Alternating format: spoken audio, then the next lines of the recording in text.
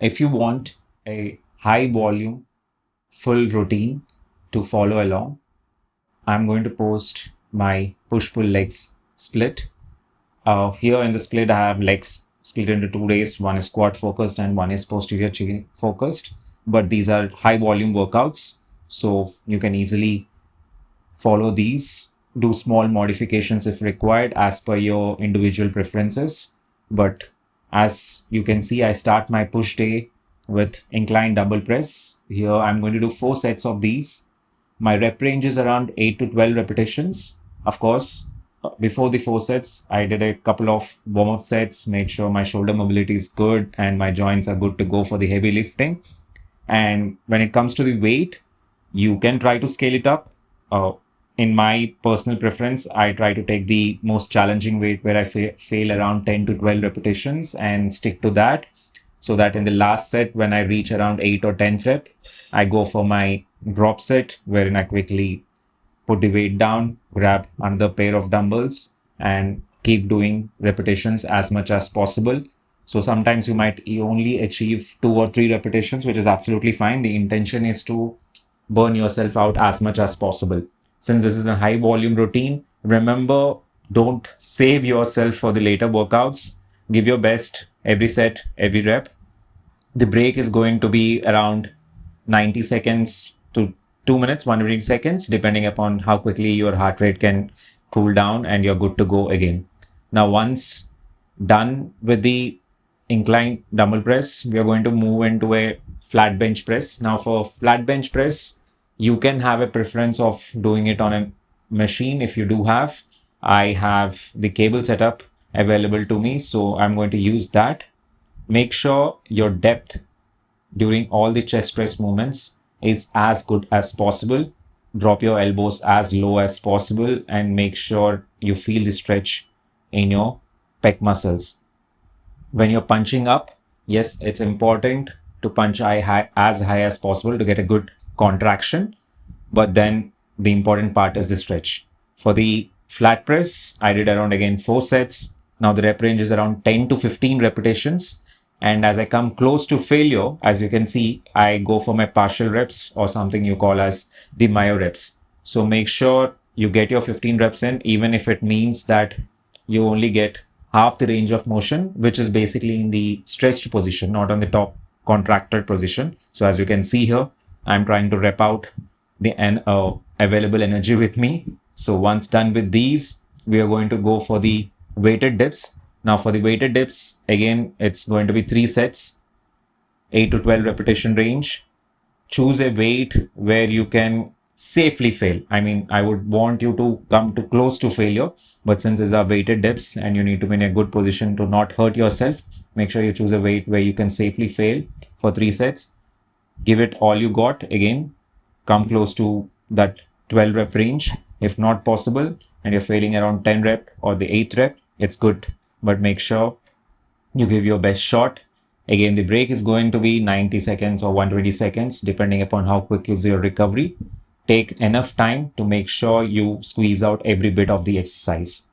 After this, we are going to go for the cable flies. Now this cable fly is stretch biased. So you want to get into a position where the load is under, or your chest muscles are in tension at the most stretched position, and focus on the stretch more than anything. And from there, just perform your flies.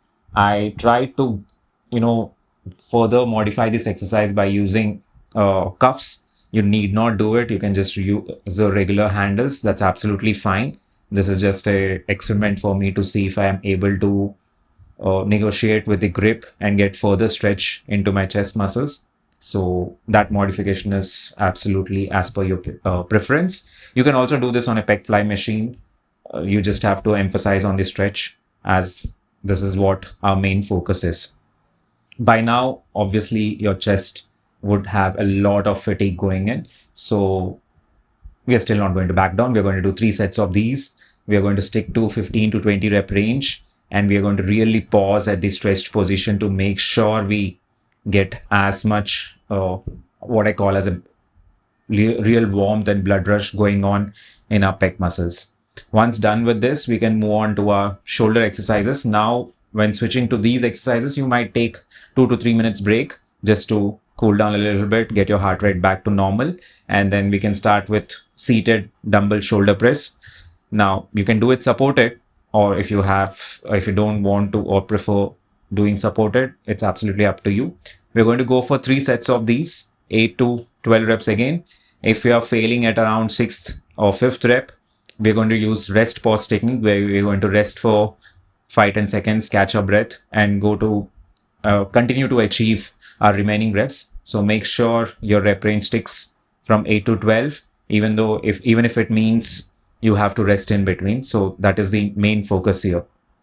Yes, the depth, I like to bring the dumbbells all the way down, do a small tap on my shoulders, and then raise them up all the way. Because I'm seated, I have the advantage of being anchored. I don't have to worry about my lower back. So I like to do the full range of motion to get a good number of reps possible.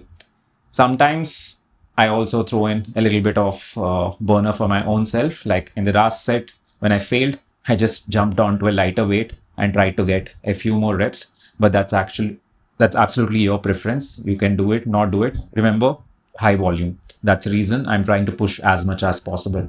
Next, we move on to cable-based lateral raises. Now, if you have a cable lateral raise machine, you can use that.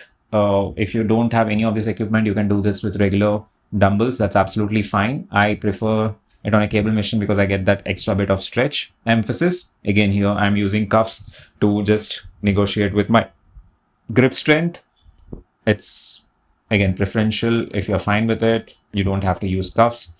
I prefer using cuffs so I can focus the load on my shoulder, and I also try to lean into the machine so that I get a further more stretch position. We are not going to take rest in between the arms. We're going to continue as soon as possible, and even once we're done with both the arms, we're just going to take 30 to 40 seconds break. Now here we are going to do 4 sets. Again, 15 to 20 repetitions. A weight where we're going to fail at 15 rep is what we are going to choose, and then try to stick. By now, your muscles will be exhausted. You wouldn't be able to push a lot. So make sure you choose a weight where your rep range is not compromised. You don't want to fail at 10 reps or 8 reps.